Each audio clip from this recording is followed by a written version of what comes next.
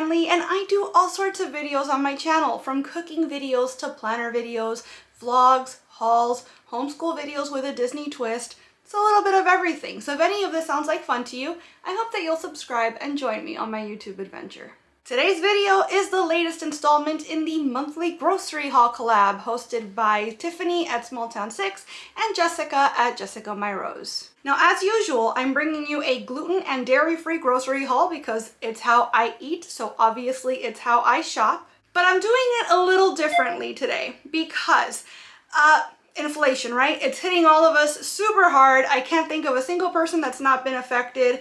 And so what I'm trying to do this month and in this video is I'm trying to obviously use the groceries I've bought, but I want to take a look at my pantry, take a look at my freezer, and see if there's stuff I've already got going that I can kind of incorporate into my groceries and make meals out of to kind of stretch our dollar a little bit. I have a whole series on like shelf cooking and pantry cooking. I'll post the link to that up here. And this isn't going to be all about that. Like I said, it's a grocery haul collab, so it's going to be a grocery haul first and foremost, but I'm just going to show you like 3 meals that I put together this week using the stuff that I already had and the stuff that's in this haul. Speaking of series or playlists, I do have a link to the playlist in the description box below where you can see what all of my friends got for their grocery hauls this month as well. But now that I've set it all up for you guys, let me show you not only my grocery haul, but 3 meals that I put together with those foods.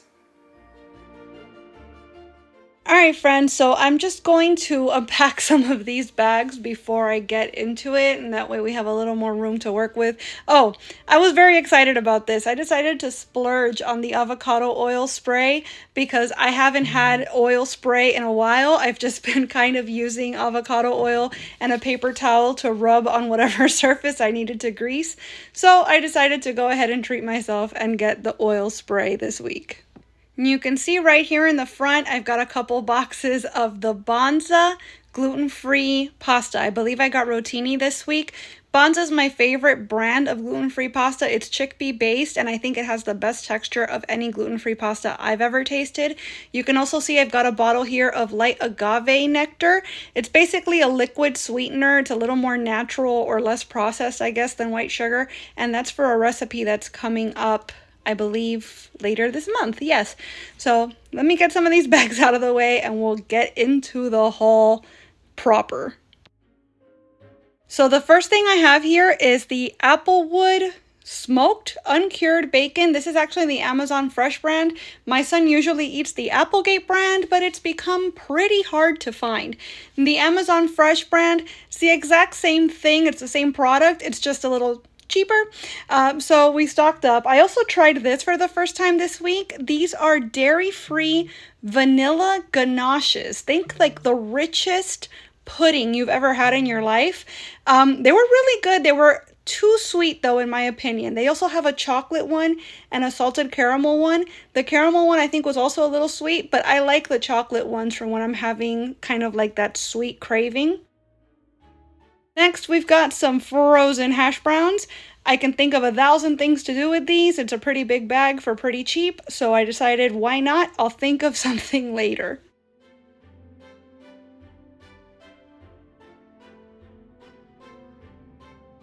We've also got some organic Applegate hot dogs. These are for the kiddo. And along with that, we got some Applegate salami. This is probably his favorite thing to eat right now.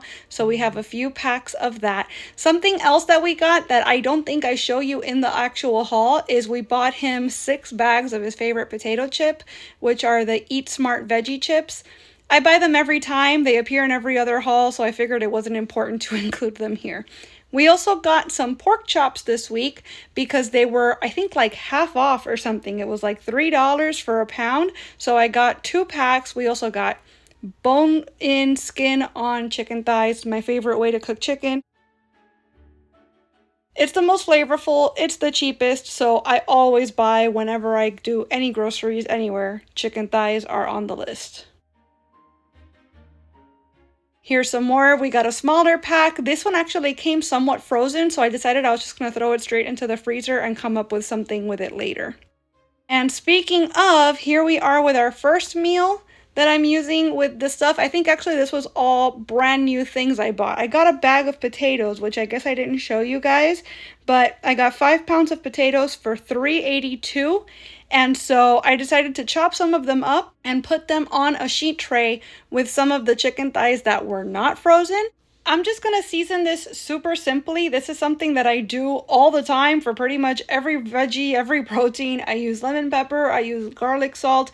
On this particular occasion, I'm going to use some dill, and we're going to put the sheet pan into the oven at 400 degrees for an hour. It probably does not need an hour, but I'm always super paranoid about my chicken, especially the chicken with the bones, being cooked through properly and safely. And also, everyone in this family is a chicken skin fanatic. Everybody likes their chicken skin nice and crunchy and crispy. We like our potatoes crunchy and crispy. So an hour is not too long. You could always turn the temperature down if you'd like. But this is the great thing about this meal, is that everything goes in at once. It's pretty hands off. Just remember to come back in an hour and retrieve it.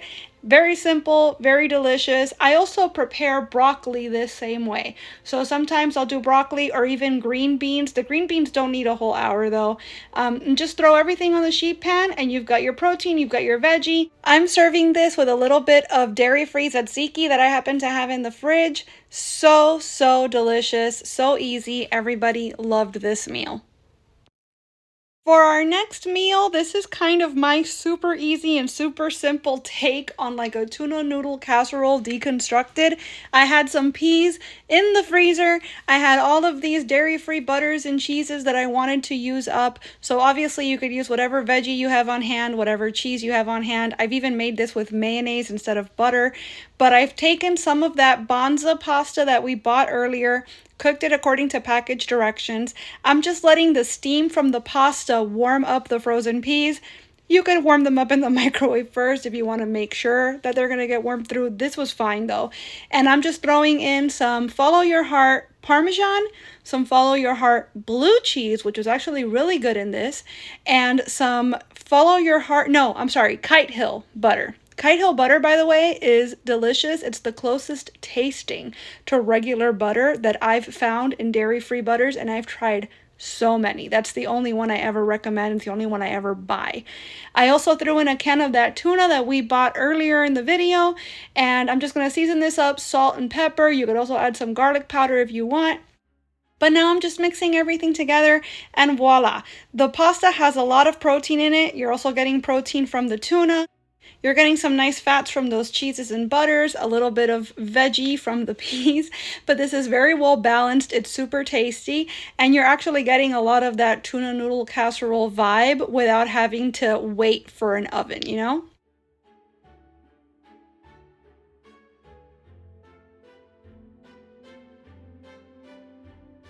Wanted to show you guys one more meal before we wrap the video up. I've got some beef for stew that my husband bought and forgot about, so I froze it a while back. This was in the freezer.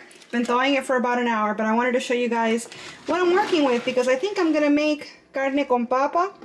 Not gonna give you guys like a full fleshed out recipe because honestly there's stuff missing, and I'm just kind of gonna make a version of it just so that we can use some of these pantry things and use up some of this freezer meat, or all of this freezer meat. This is almost 2 pounds. It's a little over 1 3/4 pounds. And then I've got an 8-ounce can of tomato sauce. I've got a can of Rotel, which I don't typically use. This is 10 ounces, but whatever, it's there, so we're gonna use it.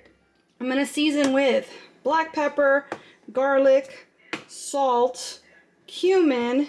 I have some bijol here, which you guys might remember from my arroz con salchicha video. That was another pantry cooking video. I'll post that up in the corner in case you'd like to see it. But in case you cannot find bijol, it's basically cumin with some coloring added. So double the cumin, double the fun. And I'm also going to use a couple of bay leaves. We have some red potatoes. I just realized that my not safe for work oven mitt is here in the corner, so cover your eyes if you don't like bad words.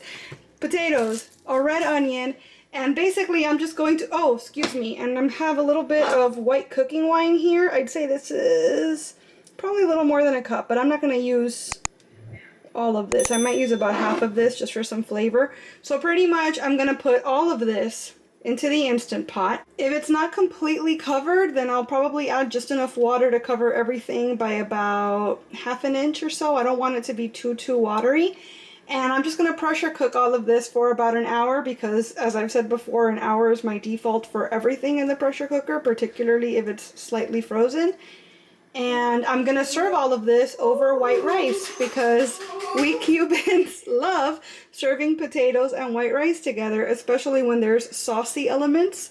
So I guess let's see what happens. One way or the other, we're eating meat and potatoes tonight.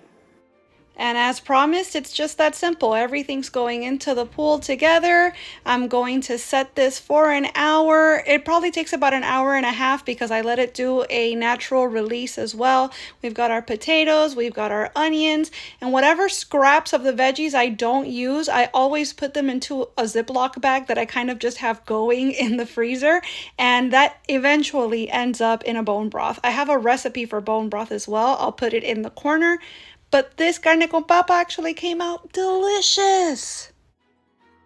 Alright friends, so there you have it. We had our grocery haul. I showed you a meal that I made with the fresh ingredients, a meal that I made with some pantry staples, and a meal that I made with some stuff that I had in my freezer.